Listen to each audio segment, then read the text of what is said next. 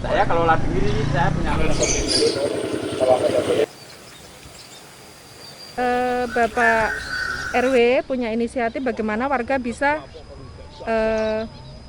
tidak kekurangan lagi ya, seperti bikin mina padi ini, tanam sayur-sayuran, tanam cabai, bikin kolam ikan. Itu akhirnya sejak COVID kemarin sudah bisa dipanen, warga bisa ngambil ikan, bisa ngambil sayur-sayuran gratis ya, sekalipun tidak tiap hari secara bergantian seperti itu mereka bisa mengambil sayuran, ikan di sini.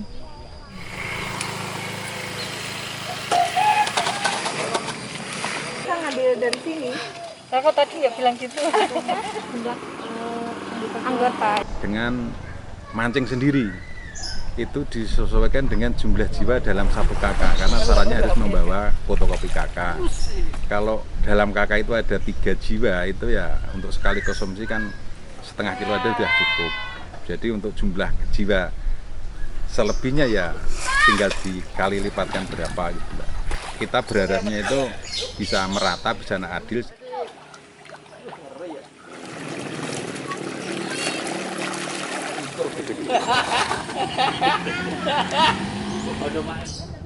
Kita warga menginisiasi untuk gotong royong, untuk dananya ya kita yang ada sedikit-sedikit kita kumpul, ada 3 orang waktu itu kita mengumpulkan dana untuk modal awal, untuk beli bambu, untuk beli konsumsi yang kerja bakti, untuk beli-beli yang memang dibutuhkan untuk bisa terwujudnya sawah mina padi.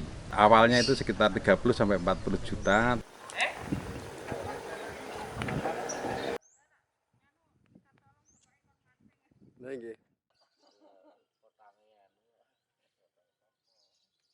Karena kita backgroundnya bukan petani, kita ilmu untuk pertanian maupun perikanan itu ya minim sekali, sehingga kita kadang belajar dari YouTube, dari internet.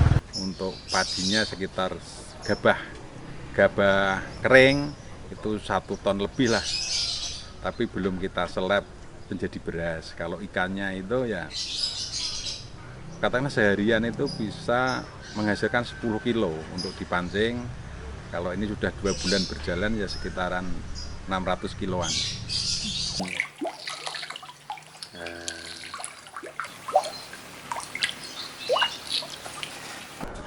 Jadi di samping menghasilkan nasi, juga bisa menghasilkan lauknya sekaligus. Di sela-sela pematangnya, itu bisa dikasih tanaman sayuran. Kotoran ikan dan sisa pakan itu justru bisa dijadikan pupuk. Itu hampir semua hama padi, wereng, sundep, dan sebagainya itu nggak ada. Karena ikan itu akan memakan larva mereka, tidak perlu menggunakan bahan kimia untuk menyemprot. Maka bisa dikatakan dia itu bisa menghasilkan beras organik.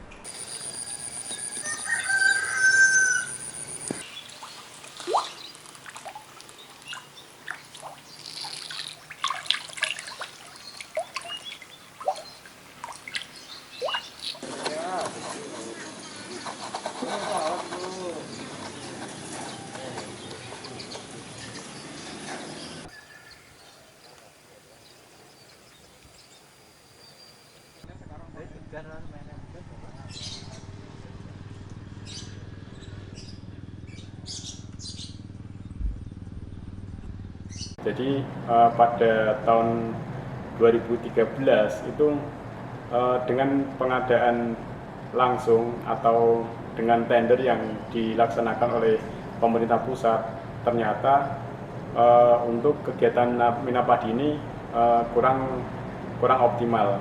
Artinya keberlangsungan usaha mina padi di daerah itu mengalami kendala. Jadi kami dari pemerintah Provinsi Jawa Tengah melalui Dinas Kelautan dan Perikanan yang rencananya tahun 2020 ini kita alokasikan mina padi di 9 kabupaten di 123 hektar yang karena pandemi ini kita tidak bisa melaksanakan.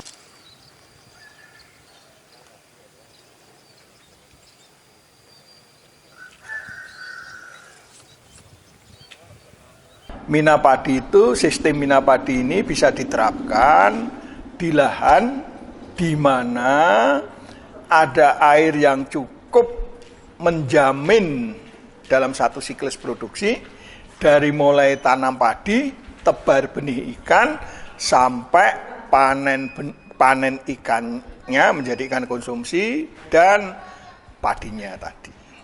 Jadi itu di daerah Kabupaten Sleman.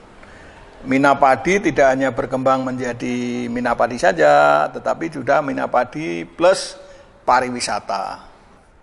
Untungnya bisa berlebih, jadi wisatawan itu ternyata juga bisa mendongkrak kegiatan-kegiatan lain. Yang berkembang bagus baru Sleman.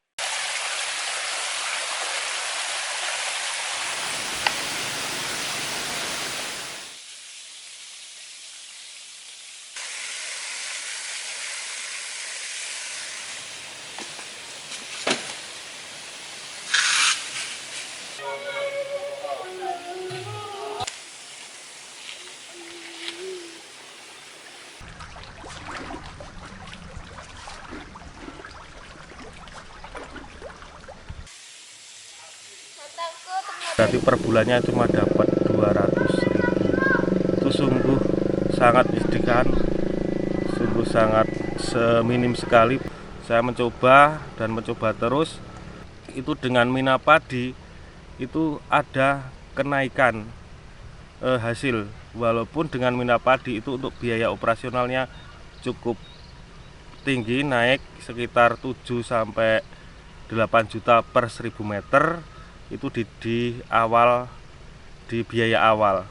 Akan tetapi walaupun tinggi, tapi di biaya selanjutnya sudah agak berkurang. Panen di mina padi, panen ikan dan padinya rata-rata saya kalkulasi per bulan sudah naik sekitar 800.000 per bulan.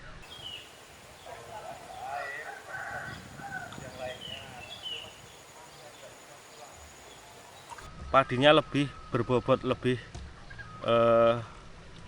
mentes, katakanlah kalau orang Jawa itu lebih mentes, terus lagi mengarah ke organik. Jadi kita selama budidaya ini dari awal, kalau tidak dengan mina padi konvensional, rata-rata di tempat kami itu per 1000 meternya mengeluarkan pupuk kimia sekitar 35 kilo, tapi hasilnya tetap bagus karena dengan mina padi ini otomatis dari kotoran-kotoran ikan itu sendiri juga akan membantu kebutuhan nutrisi di tanaman itu sendiri. Kita tidak mengeluarkan untuk biaya matun ataupun penyiangan terhadap padi itu sendiri.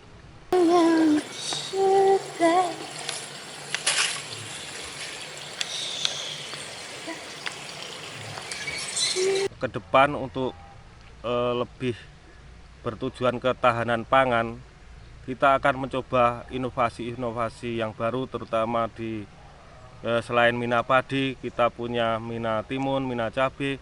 Walaupun lahan dengan minimal akan membuahkan hasil yang maksimal. Saya mencoba 500 meter budidaya mina timun dengan biaya kurang lebih 3.500.000.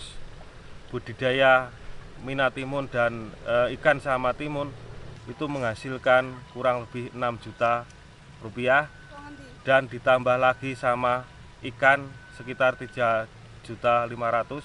Total penghasilan saya dari mina timun luasan 500 meter mendapatkan hasil 9.500.000. Rata-rata menggunakan air semua. Adaptasi. Teknik mina padi ini perlu kembali digalakkan. Penyuluhan perlu diberikan kembali percontohan bimbingan perlu diberikan kembali. Hasil padi yang dihasilkan oleh Minapadi itu harganya lebih bagus, lebih tinggi. Saya yakin para petani ini sangat senang sekali. Ada FAO, kemudian ada Kementerian Kelautan Perikanan gelontorkan Minapadi. Kalau itu bisa diterapkan, bisa pertanian itu bisa berlanjut, bisa menjadikan ketahanan pangan. Kalau kita menghasilkan beras yang berkualitas bagus, artinya beras yang rasanya enak, beras yang pulen, ikannya yang enak, juga sayurnya yang berkualitas baik, enak juga. Itu untuk ketahanan pangan kita semua. Ya, kita tidak perlu impor dan seterusnya, siklus itu bisa berlanjutan terus-menerus. Karena disinilah sebenarnya kita bisa menjamin atau kita bisa menghasilkan pangan dari berbagai macam sumber.